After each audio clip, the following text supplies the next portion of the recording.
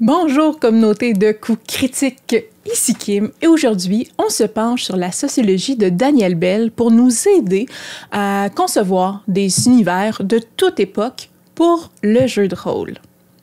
Commençons par faire un survol de la sociologie de Bell. Daniel Bell est, avec le français Alain Touraine, à l'origine du courant sociologique du post-industrialisme. Oui. Donc, Manuel Castel va définir également Bell et Touraine comme les pères de l'informationalisme. Qu'il considère comme le paradigme sociologique dominant depuis le milieu des années 1990 là, environ. L'informationalisme fait référence à un paradigme technologique qui remplace et subsume le paradigme précédent de l'industrialisme. Donc, toujours selon Castel, là, qui dit ça en 1996.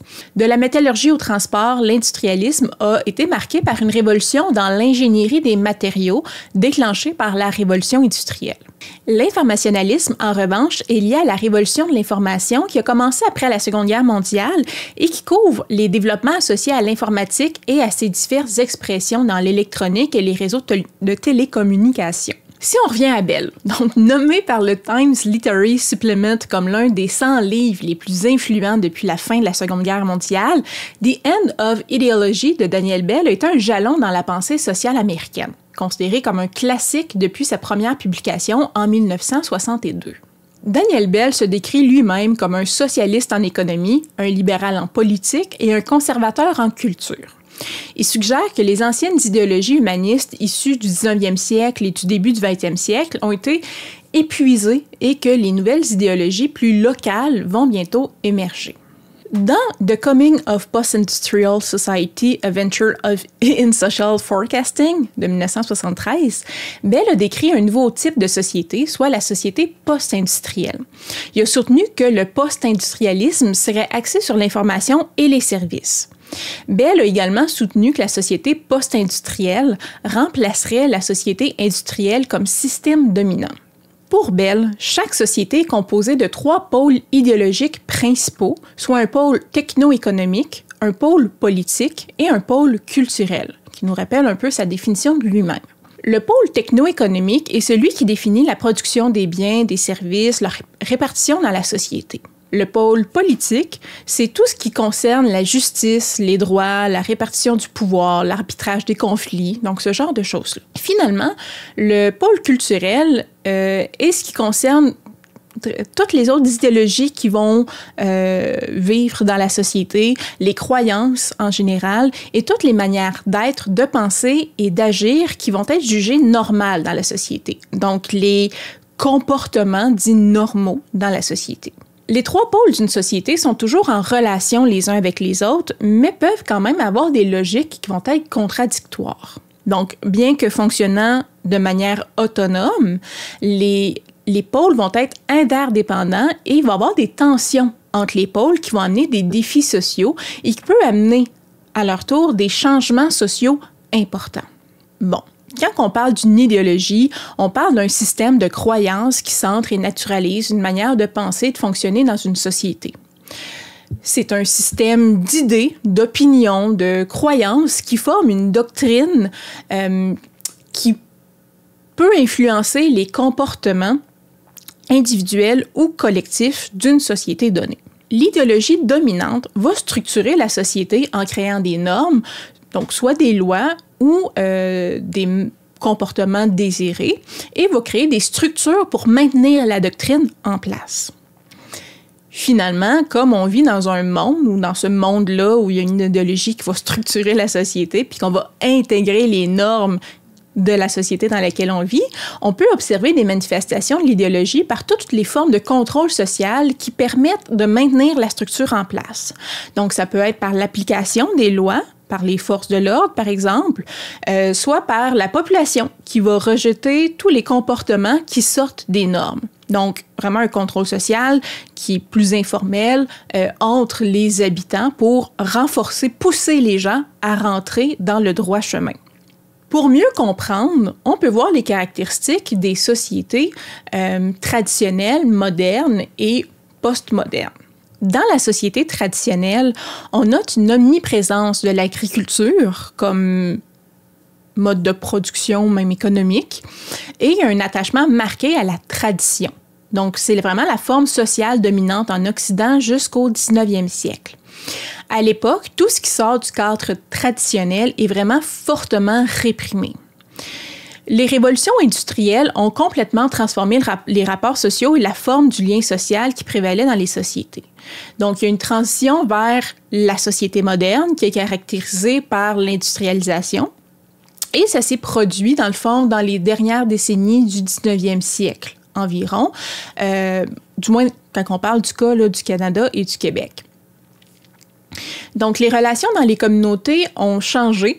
Les relations entre voisins se sont totalement modifiées. On est passé d'un village où tout le monde se connaissait à une urbanisation où les gens ne se connaissaient plus en ville, où ils ne connaissaient plus leurs voisins. La structure sociale a changé, les heures de travail aussi. Donc, quand on est agriculteur, autant dire qu'il n'y a pas d'heures de travail, à une société industrielle où tout à coup, on commence à régir l'industrie est ouverte de quelle heure à quelle heure et on a des chiffres de travail beaucoup plus déterminés. Et donc, un nouveau type de société s'est mis en place progressivement au cours des décennies qui ont suivi la Deuxième Guerre mondiale. Donc, Bell et Touraine expliquent cette transformation-là par une augmentation là, vraiment exponentielle de l'emploi dans le secteur des services à partir des années 60-70. D'autres sociologues vont insister davantage sur les transformations politiques culturelles pour expliquer la transition, notamment sur l'essor des technologies de la communication et de l'information.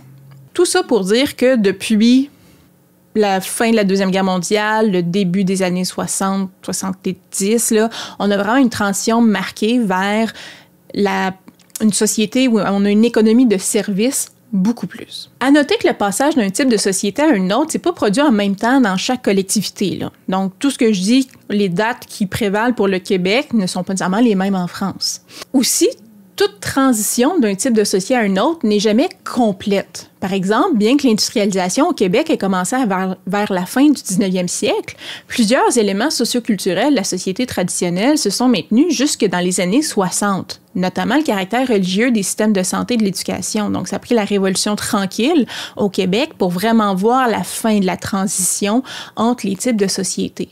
Donc, comprendre que tout ça n'est pas nécessairement simultané et à travers le monde et au sein même d'une société. Bon. Pourquoi est-ce que je vous parle de ça en lien avec le jeu de rôle? Donc, je tombe dans les théories puis l'histoire un peu intense là, présentement, puis on est quand même bien une chaîne de jeux de rôle. Donc, tout ça, je vous en parle parce que c'est en lien avec la création d'univers ou d'une campagne pour le jeu de rôle. Si vous désirez créer un monde unique pour votre campagne maison, mais que vous ne savez pas par quel bout commencer, vous ne voulez pas juste faire un copier d'une société qui existe nécessairement déjà, mais partez de ces 3 éléments-là. Donc, premièrement, sur quoi repose la production économique de votre monde?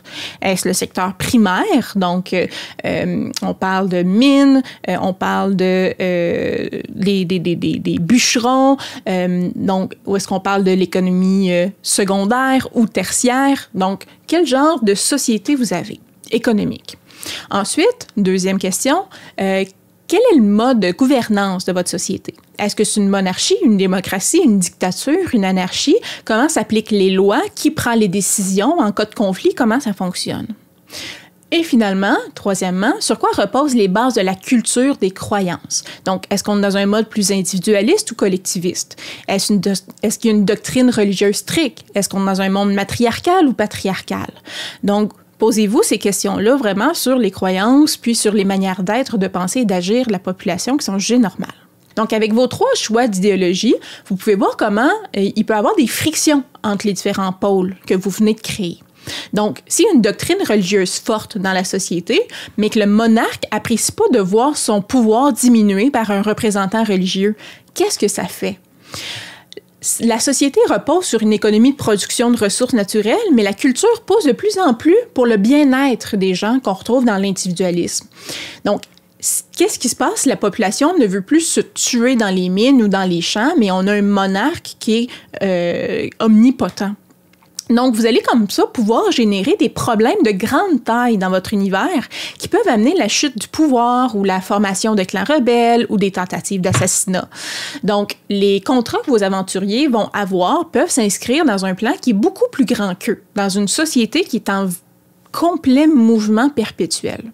Une fois que vous avez établi les 3 grandes idéologies qui guident votre société, vous pouvez aussi établir comment la société se structure. Donc, je parlais tantôt, son fonctionnement, ses lois, donc c'est quoi les lois à respecter dans votre société donnée, et déterminer comment ces règles-là vont être renforcées par l'ordre local, les milices locales, par la population. Donc là, vous pouvez voir mon vidéo sur le fonctionnalisme, ça va vous donner des trucs. Donc, les questions, est-ce qu'il y a une milice locale? Est-ce qu'il y a des exécutions publiques? Est-ce que les gens peuvent se faire expulser des villages? Donc, vous pouvez aussi remplir les cases du tableau que je vous ai montré pour voir comment la société fonctionne plus concrètement. Donc, pas besoin d'être précis, là, c'est vraiment juste des outils pour vous aider, puis que ça vous donne des outils rapidement, là, si les joueurs ont des questions, si vous voulez créer des personnages non-joueurs qui semblent intégrés dans votre univers, mais on s'entend, là, c'est pas une grosse tâche, là, principalement, c'est partir de 3 pôles idéologiques, puis de construire votre univers. Aussi, cette approche-là des 3 pôles de la culture de Bell, ça nous permet de créer des univers des sociétés, en fait, de toute époque donnée. C'est possible de faire une société autant médiévale, fantastique, qu'une société futuriste, avec des grands enjeux propres à chaque époque, selon chaque réalité. Puis quand je parle de société futuriste, on peut avoir autant un univers de space opera comme peut l'être Star Wars, ou vraiment du hard sci-fi, plus proche de la réalité. Donc, amusez-vous en essayant de changer un pôle à la fois, en vous demandant tout le temps « et si ». Donc, et si je change ça, qu'est-ce que ça va donner? Imaginez les conséquences que ça peut avoir sur le fonctionnement de votre société, puis commencer à créer des problèmes comme ça qui peuvent, à très petite échelle, donner des contrats aux aventuriers, des missions, selon aussi qui ils sont. Est-ce qu'ils sont des personnes à contrat? Est-ce qu'ils font partie de la garde locale? Donc, ça vous permet comme ça de donner des missions qui ont un sens dans un univers beaucoup plus grand qu'eux.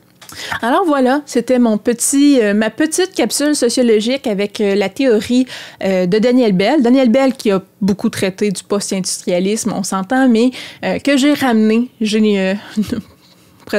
rendu sa manière de voir la société beaucoup plus neutre pour qu'on puisse l'appliquer à toute époque, à tout type de jeu, à tout type de campagne que vous voulez faire. Alors voilà, si vous appréciez ce genre de vidéo, dites-moi-le, commentez.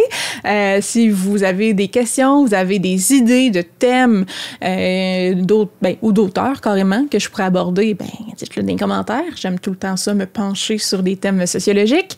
Et sinon, on se dit à la prochaine fois. Bye!